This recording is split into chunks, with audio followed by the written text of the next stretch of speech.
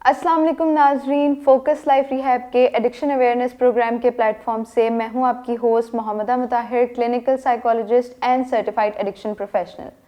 नाजरीन, जैसा कि हमारे गुज़िश्ता प्रोग्राम्स में हम आपको मुख्तलिफ साइकेट्रिक डिसऑर्डर्स और एडिक्शन के हवाले से अवेयरनेस देते रहे हैं, जिसका हमें आपकी जानिब से बहुत पॉजिटिव फीडबैक मिला।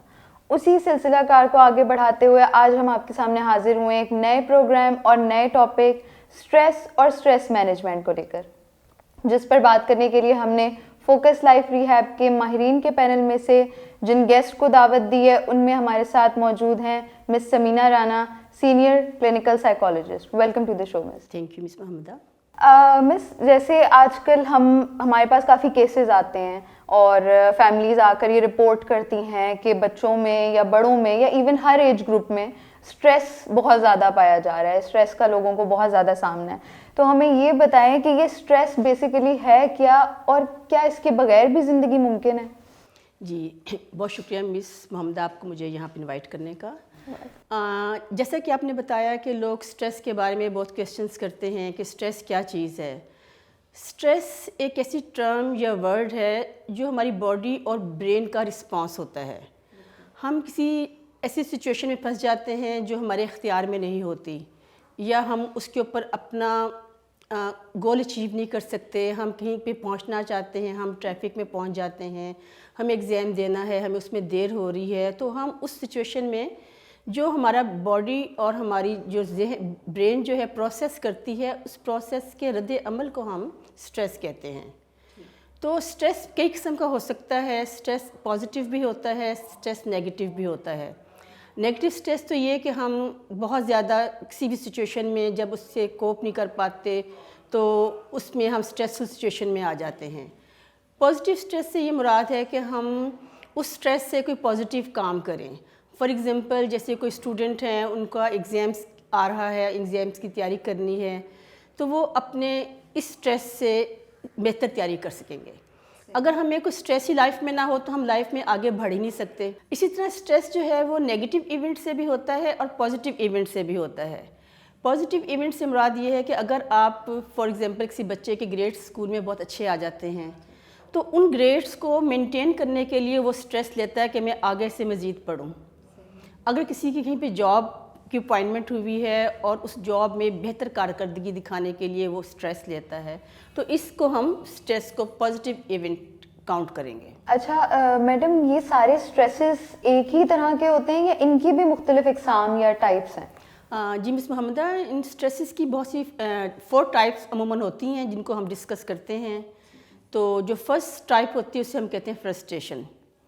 फ्रस्ट्रेशन से मुराद है कि हमारे किसी काम में रुकावट आ जाना या हमारे इख्तियार से बाहर हो जाना। जैसे कि हम कहीं एयरपोर्ट जा रहे हैं या एग्ज़ाम्स देने जा रहे हैं और हम ट्रैफिक में फंस जाते हैं, तो ये इससे हमें फ्रस्ट्रेशन होती है। या हम कोई काम करना चाहते हैं और उसमें कोई रुकावट आ जाती है तो हम फ्रस्ट्रेटेड हो जाते हैं। तो फ्रस्ट्रेशन जो है वो भी स्ट्रेस को कॉज करती है। उसके अलावा जो है लाइफ में चेंज बहुत ज़रूरी है और ज़िंदगी नाम ही चेंज का है। अगर हम लाइफ में चेंज लेके नहीं आते और एक ही पैटर्न पे लाइफ चलती रहेगी तो फिर वो हमें स्ट्रेस देगी, और हम टाइम के साथ साथ अपने अंदर अगर चेंज पैदा करेंगे तो फ्रस्ट्रेशन पैदा नहीं होगी। ये सारे स्ट्रेसेस, आपने जैसे स्ट्रेस के बारे में बताया पॉजिटिव होता है या नेगेटिव होता है, तो सारे स्ट्रेसेस एक ही तरह के होते हैं या इनकी भी कोई मुख्तलिफ इकसाम है या टाइप्स हैं? जिस मोहम्मदा इसकी काफ़ी टाइप्स हैं, लेकिन अमूमन हम 4 टाइप्स को ज़्यादा डिस्कस करते हैं जिससे स्ट्रेस पैदा होता है या लोग स्ट्रेस लेते हैं। उसमें एक जो है उसे हम फ्रस्ट्रेशन कहते हैं। फ्रस्ट्रेशन से मुराद ये है कि आपका कोई काम जो है वो उसी में कोई रुकावट पैदा हो जाए। आप कहीं जाना चाहते हैं, आपको ट्रैफिक जैम मिलती है तो आप फ्रस्ट्रेटेड हो जाते हैं। आप जॉब पे हो और आपके कोलीग्स जो हैं वो आपको आगे ग्रो नहीं करने दे रहे, तो आप उससे भी फ्रस्ट्रेटेड हो जाते हो, तो इससे स्ट्रेस पैदा होती है। इसके अलावा एक कॉन्फ्लिक्ट है, वो भी आपको स्ट्रेस पैदा करता है। कि कॉन्फ्लिक्ट से मुराद ये है कि आप सोचते हैं कि मैं ये करूं या वो करूं। फॉर एग्ज़ाम्पल, आपको पिज़्ज़ा खाने का भी दिल कर रहा है और आपको बर्गर खाने को भी दिल कर रहा है, तो आप कॉन्फ्लिक्ट में हो कि मैं ये खाऊं या वो खाऊं या दोनों खाऊं, तो इससे आपका स्ट्रेस लेवल बढ़ेगा। یا آپ کو ایک بہت اچھی اپرچونٹی ملتی ہے، جاب ملتی ہے، پروموشن ملتی ہے تو آپ بڑے خوش ہوتے ہو، لیکن اس کے ساتھ ہی وہ کہتے ہیں کہ آپ کا جاب پلیس چینج ہو جائے گا، آپ کو کسی اور کنٹری میں موو ہونا ہوگا، تو آپ کانفلکٹ میں آ جاتے ہو کہ میں جاب رکھوں، یہاں پہ رہوں یا وہاں پہ جاؤں. تو یہ کانفلکٹ جو ہے یہ بھی سٹریس پیدا کرتا ہے. اس کے علاوہ پریشر، اگر ہم لوگوں کی باتوں کے بارے میں سوچتے ہیں کہ لوگ کیا کہیں گے، تو وہ لوگوں کا پریشر ہم لیتے ہیں، اس سے بھی سٹریس پیدا ہوتا ہے. یا ہماری ایکسپیکٹیشن اتنی زیادہ ہوں اور ہم اپنے آپ کو پریشر دیں تو اس سے بھی سٹریس پیدا ہوتا ہے. اچھا، لائف جو ہے ایک مسلسل چینج کا عمل ہے.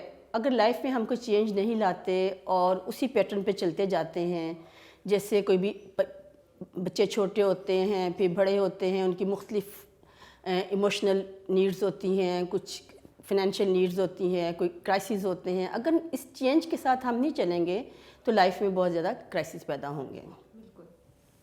اچھا مس، کوئی ایسی ٹیکنیکس ہیں جن سے ہم اسٹریس کو مینیج کر سکیں؟ کیونکہ اسٹریس تو پارٹ آف لائف ہے ہمارا، تو کوئی ایسی ٹیکنیکس ہمیں پلیز بتائیں کہ جن سے ہم مینیج کرنا سیکھ سکیں اسٹریس کو. جی مس محمدہ، دیکھیے اسٹریس کے بغیر تو لائف ہو ہی نہیں سکتی. اگر ہم کہیں کہ اسٹریس کے بغیر لائف گزاریں تو یہ ممکن نہیں ہے.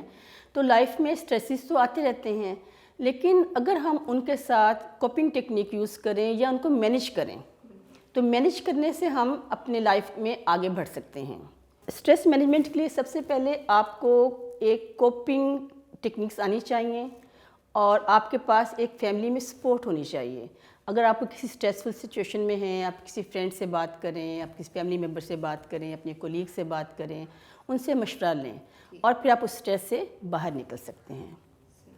اس کے علاوہ اگر آپ کو اسٹریس سے باہر نکلنا ہے تو آپ اپنے اندر ڈفرینٹ اسکل پیدا کریں، اپنے آپ کو گروم کریں، ایمپاور کریں کہ مختلف سچویشن میں اپنے آپ کو اس میں سے کیسے باہر نکالوں گی.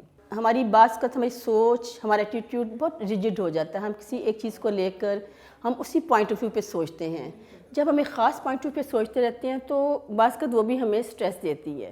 تو ہمیں چاہیے ٹائم کے ساتھ ساتھ ہم اپنا پوائنٹ آف ویو بھی چینج کریں. اس کے علاوہ ہم اپنے آپ کو خود کو ٹائم دیں. ہم لوگ زیادہ تر ٹائم لوگوں کو دیتے ہیں، لوگوں کو خوش کرنے کے لیے، لوگوں کو پلیز کرنے کے لیے، کام کے لیے. ہم اپنی ذات کو کوئی ٹائم نہیں دے سکتے. اگر ہمارے اندر کچھ ہوگا تو ہی ہم کسی کو دے سکیں گے نا.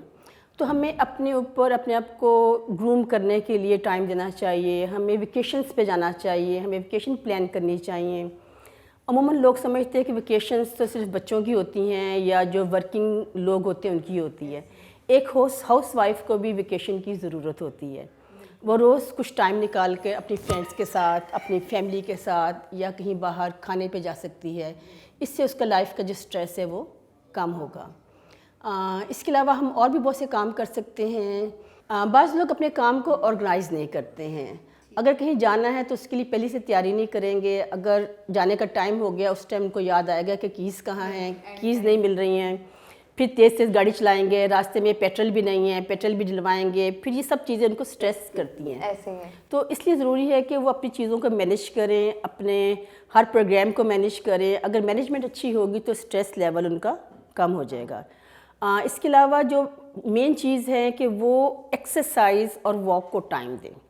کیونکہ ایکسرسائز اور واک جو ہے آپ کے باڈی کے اندر ایسے کیمیکل پیدا کرتی ہے جو سٹریس، انگزائٹی، ڈپریشن اس کو دور کرتی ہے اور آپ فریش فیل کرتے ہیں.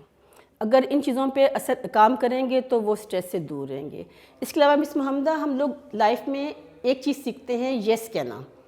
تو جو ہر کسی کو ہم یس نہیں کر سکتے، ہر معاملے میں یس نہیں کر سکتے.